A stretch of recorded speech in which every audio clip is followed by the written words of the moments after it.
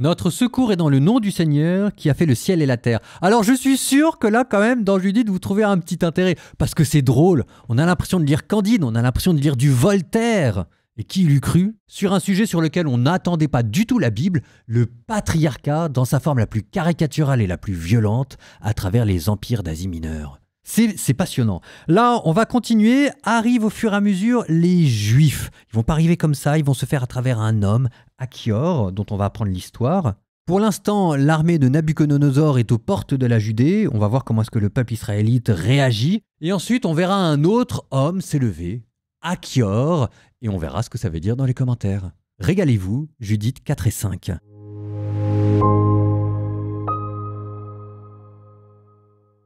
Les fils d'Israël, habitants de la Judée, apprirent tout ce que Holoferne, le général en chef de Nabuchodonosor, roi des Assyriens, avait fait aux nations et la manière dont il avait dépouillé tous leurs sanctuaires et les avait livrés à l'anéantissement.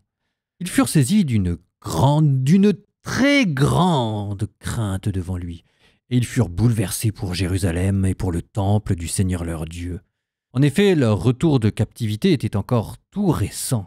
Le peuple entier de Judée venait à peine de se regrouper, et le mobilier, l'autel et la demeure de Dieu qui avaient été profanés venaient d'être à nouveau consacrés.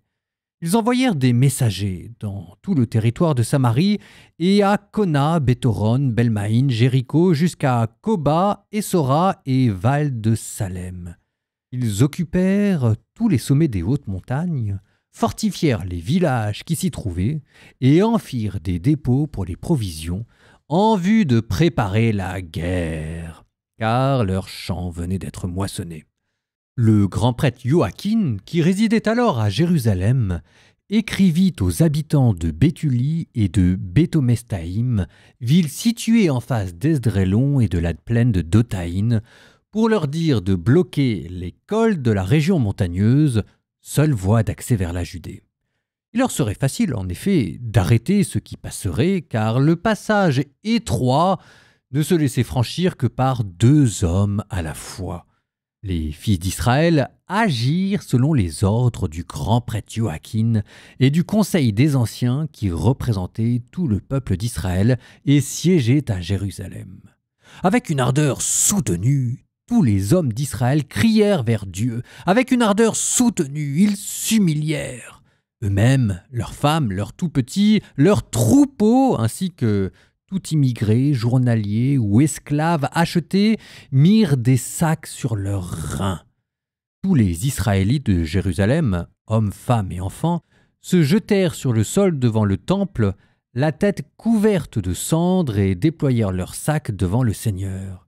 Ils enveloppèrent d'un sac l'autel lui-même et crièrent d'un seul cœur vers le Dieu d'Israël, le suppliant ardemment de ne pas livrer leurs tout-petits à la razzia, leurs femmes au rapt, leur ville de leur héritage à l'anéantissement, le lieu saint à la profanation et à l'outrage, pour la plus grande joie des nations.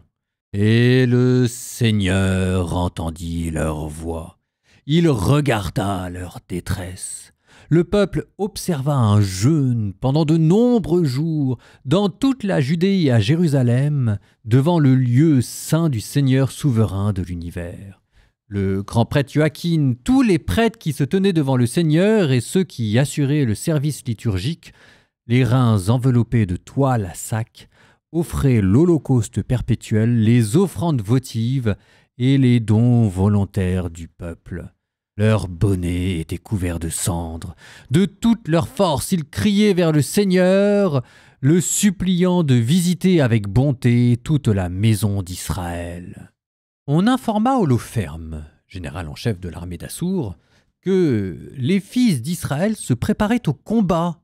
Ils avaient fermé les défilés de la région montagneuse, fortifié tous les hauts sommets et mis des pièges dans les plaines. Il entra dans une violente colère et convoqua tous les chefs de Moab, les généraux d'Ammon et tous les gouverneurs du littoral. Il leur dit Fils de Canaan, informez-moi, quel est ce peuple établi dans la région montagneuse et quelles sont ces villes qu'il habite? Quelle est l'importance de son armée et en quoi consiste sa force et sa vigueur?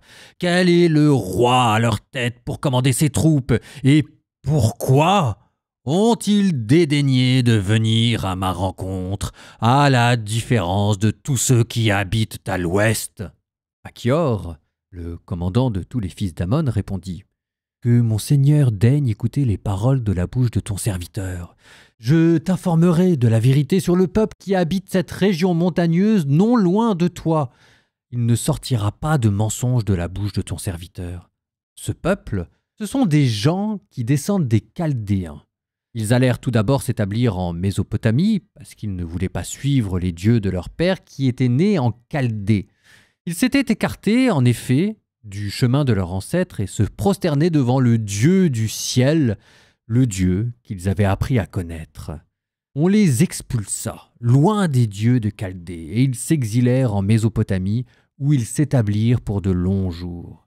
Puis leur Dieu leur dit de quitter ce lieu où ils s'étaient établis et d'aller au pays de Canaan.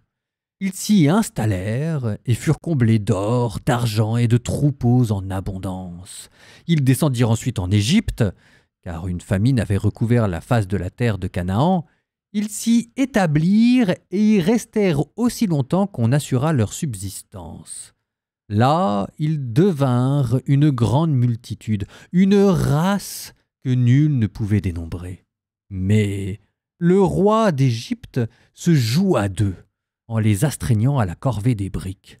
On les humilia, on en fit des esclaves. Alors ils crièrent vers leur Dieu, qui frappa tout le pays d'Égypte de fléaux incurables, si bien que les Égyptiens les expulsèrent loin de leur présence. Dieu assécha devant eux la mer Rouge, et les conduisit sur la route du Sinaï et de Kadès-Barnée. Ils expulsèrent tous les habitants du désert, ils occupèrent le pays des Amorites et mirent leur vigueur à exterminer tous les Heshbonites.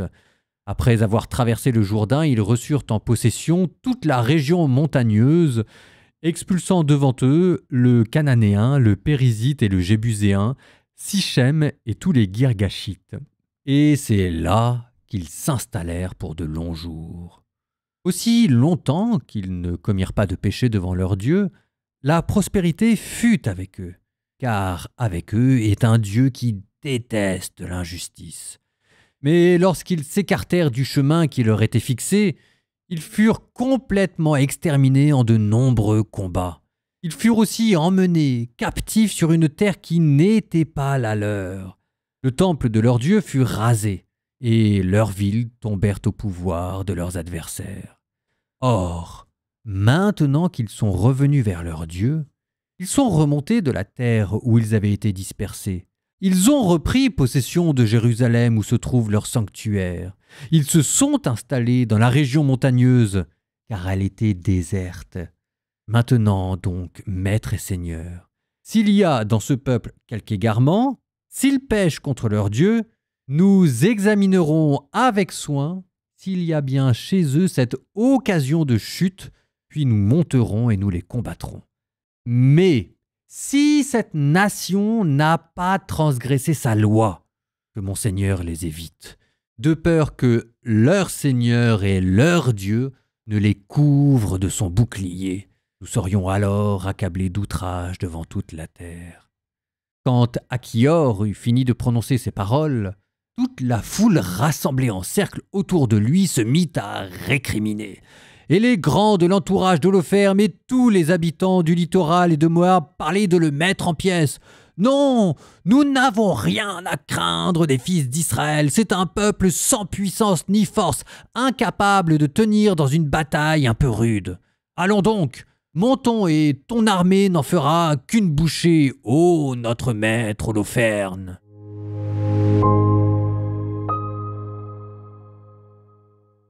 Jusqu'à présent, avec Nabuchodonosor et Holoferne, on était dans deux caricatures, avec d'un côté la version mal alpha dominant, Nabuchodonosor, et le mal alpha dominé, Holoferne. Et la question que je vous avais posée, c'est jusqu'où faut-il étendre la critique? Est-ce que ça concerne quelques individus? Est-ce que ça concerne tous les hommes mal dans leur peau? Est-ce que ça concerne tous les hommes tout court. Et pour le coup, il faut quand même le dire, le but de la Bible, c'est pas de rallumer la guerre des sexes, hein. Hommes et femmes, il les fit à son image. Et la nuance dans la Bible, vous avez vu, il n'y a que ça à toutes les pages. Des femmes perverses, ça existe, souvenez-vous de Jézabel. Et des hommes bons, humbles, ça existe aussi. Souvenez-vous de Moïse, l'homme le plus humble que la terre ait jamais porté, disait la Bible. Et c'est là, pour revenir à Judith, que vous avez la figure d'Alchior qui vous est présentée comme modèle de masculinité épanouie et heureuse. En fait, ce que vous dit le livre de Judith, c'est qu'il y a deux extrêmes. Il y a un extrême qui est représenté avec Nabuchodonosor, il y a un autre extrême qui est représenté avec Alchior, et il y a tous les entre-deux. Alchior, c'est la réponse à la question. Ce serait quoi le beau modèle d'une masculinité épanouie et heureuse? Alors, dans la culture internet, le contrepoint du mâle alpha, c'est ce qu'on appelle parfois le mâle sigma. Mais c'est un peu flou, c'est pas très bien défini, c'est une sorte de loup solitaire charismatique. Est-ce que ici, Alchior serait un mâle sigma?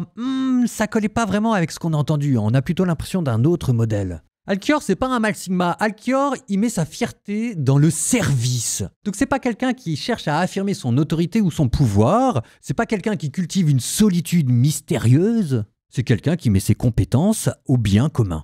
Même si ce bien commun est un peu bizarre, à savoir Nabuchodonosor. Et ça, il l'a pas choisi, lui. En plus de cette dimension de service, il y a encore une autre caractéristique de cette masculinité épanouie qu'Alchior représente. C'est ce qu'on pourrait appeler la fermeté assertive. Assertive, c'est le pouvoir de s'affirmer. Et là, vous voyez que Alchior ne flatte pas le pouvoir. Dans tout son discours, face à Holoferne, chef d'une armée gigantesque, il parle avec franchise. Même si son discours, c'est pas celui que le général veut entendre. Il met toutes les formes, il est extrêmement diplomate, mais il garde sa liberté de parole pour le bien et de Nabuchodonosor et de l'empire qu'il sert. Ce que ça révèle, c'est une forme d'autorité intérieure. Il ne cherche pas la confrontation pour dominer, c'est l'alpha toxique. Il ne cherche pas l'évitement par la soumission, ça c'est le mâle bêta. Je ne peux pas avoir raison, donc je me tais, je m'écrase. Il agit par l'assertivité, il affirme la vérité au risque de choquer. Il met sa force du côté du bon sens, du côté de la vérité, du côté d'une étude attentive de l'histoire. Ça veut dire qu'il a pris le temps d'étudier l'ennemi. Les Juifs, pour Alchior, ce sont les ennemis. Ce que vous dit le texte de manière très belle, c'est que sans le savoir, en étudiant les Juifs pour pouvoir mener à bien une guerre contre eux, sans le savoir, Alchior s'est déjà rapproché de Dieu. Et tout païen qu'il soit, Alchior, il rejoint la figure de ces grands païens qui s'étaient rapprochés sans le savoir du Dieu d'Israël.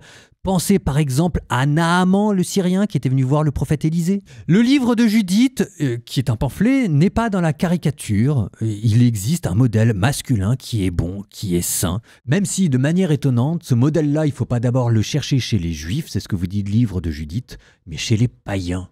Voici encore des proverbes de Salomon que transcrivirent les gens d'Ézéchias, roi de Juda. Celui-là, c'est mon préféré de tous les proverbes. La gloire de Dieu, c'est de voiler. La gloire des rois, c'est de scruter. Je vous le redonne dans une ancienne traduction qui me parlait plus. La gloire de Dieu, c'est de sceller les choses, et la gloire des rois, c'est de les scruter. Et le ciel en sa hauteur, et la terre en sa profondeur, et le cœur des rois, nul ne peut les scruter. Ôte les scories de l'argent, il en sortira un vase d'orfèvre. Ôte la corruption de l'entourage du roi, son trône s'affermira dans la justice.